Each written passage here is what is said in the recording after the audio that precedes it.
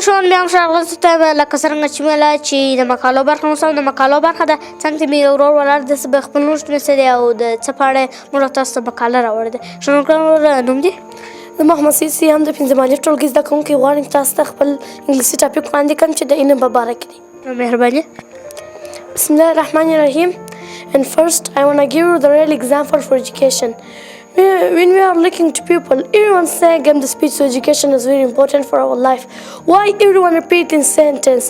Because they know in the first of life they must get education. And when they got, they will not stay with the problem. If they have problem, they will not stay. And education is the best way for comfortable life. If you want a comfortable life, education is the best way for comfortable life. And if you want a comfortable life, so that's the way.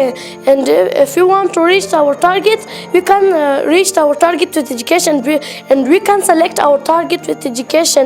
If we don't have education, we can't a comfortable life, and we can't, and we will don't have a good manner.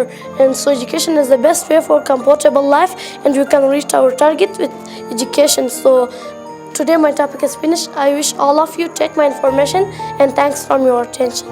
ډېر ښه واقعا ډېر ښایسته ټاپک دی ویل. نو دا د علم په باره کې نو لږ موږ راګولدي مشرانو ته معنا هم کولی شئ؟ هو مهرباني البته ما ټاپک په دې باره کې و یعنې که چیرې موږ علم ولرو زموږ اخلاق به ښه او زموږ تربیه به ښه او موږ خپل هدف ته په علم په واسطه رسېدلی سو او که چیرې موږ علم ولرو موږ به یو ارام او هوسا ژوند ولرو. ډېر ښه. نو دا مقاله دې خپله چمتو کړې وه که یا د ادارې د خوا کومک درسره کړی و؟ یا دا مقاله ما په خپل چمتو کړې وه. ډېر ښه. نو اوس موږ ګلالي مشرانو ته یې پیغام پرېږدو. ګلالي مشرانو ته څه پیغام لري؟ ما پیغام دا دی چې دوی په خپل درسونو کې کوشش وکړي او تعلیم وکړي، او که چیرې دوی تعلیم ونه لري نو دوی خپل ژوند په سم ډول نشي کولی. نو زما پیغام دا دی چې دوی خپل درسونو ته په ښه دوام ورکړي او د لوبو وخت هر وخت خپل تقسیم اوقات ولري. ډېر ښه. نو ستاسو څخه ډېر مننه. ګلالي مشرانو خو دا وه د دا ورور مقاله بیا هم یو بل ورور هم راځي.